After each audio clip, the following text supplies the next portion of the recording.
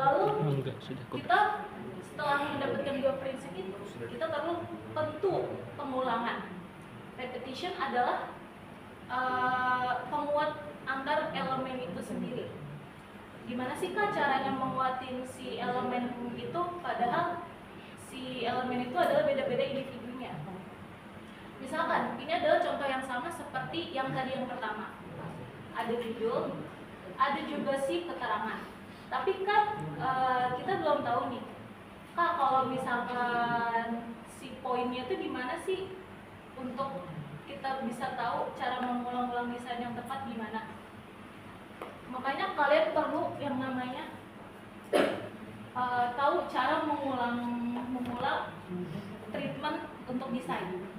Misalkan kita punya ini yang bold hurufnya, yang ini sementara dia adalah huruf yang biasa, huruf reguler yang biasa. Kalau misalkan kita ingin menonjolkan si namanya, tentu kita bisa mengulang si huruf bold ini menjadi si namanya.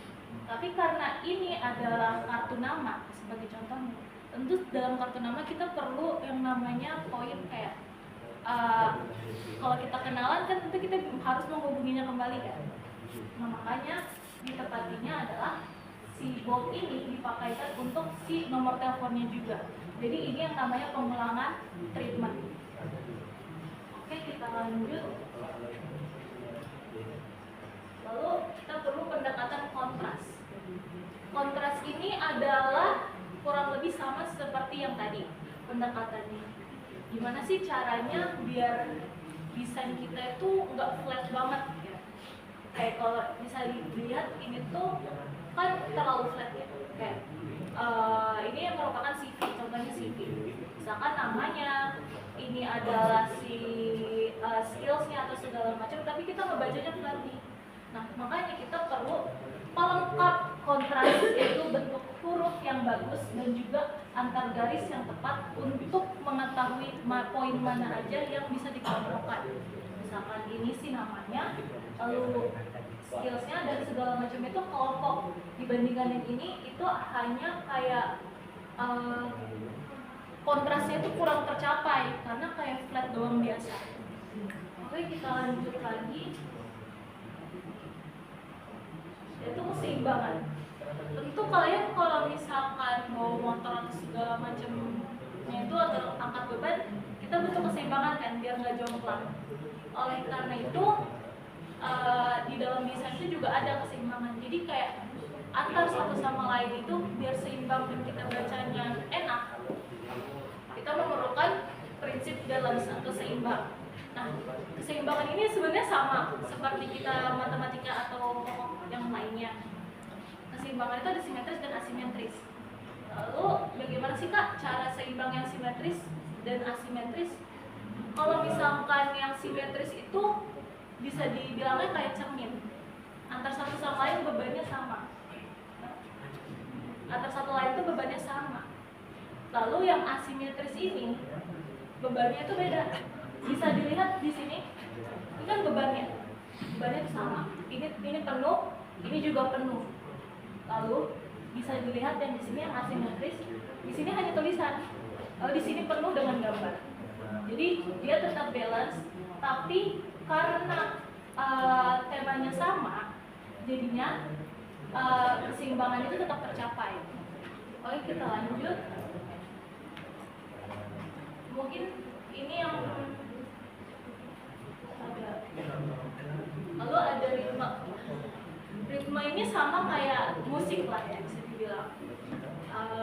Itu adalah irama desain itu seperti apa. Di desain itu juga ada irama kayak kalian misalkan melihat ini kayak gimana ya, cara menyatukan antar komponen itu seperti apa. Makanya kita perlu irama yang menjadi variasi desainnya.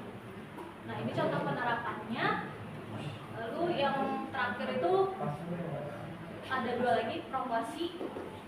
Lalu yang proporsi ini merupakan apa sih, bobot desain itu sendiri kurang lebihnya. Bisa dilihat ini proporsinya kayak dia kan kecil, lalu di sini besar. kalian antara yang kecil sama yang besar tuh pasti bisa dilihat kan, kayak kok yang ini tuh lebih enak dilihat dibandingkan yang besar itu kayak penuh banget kan. Oleh karena itu kita perlu tahu proporsi desain itu sendiri. Nah, yang terakhir itu adalah empasis. Empasis itu penekanan.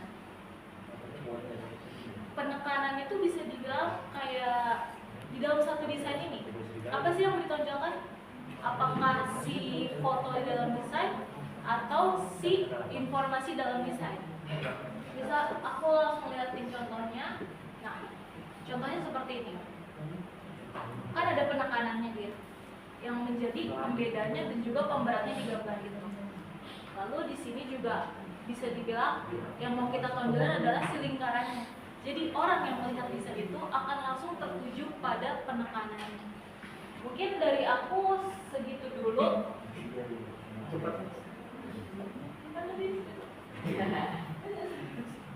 Oke, dari aku segitu dulu. Terima kasih sebelumnya. Mohon maaf jika ada salah kata. Selanjutnya materinya akan dilanjutkan oleh ditanya pertanyaan dulu. Mungkin sampai di sini ada yang mau bertanya dulu sebelum aku.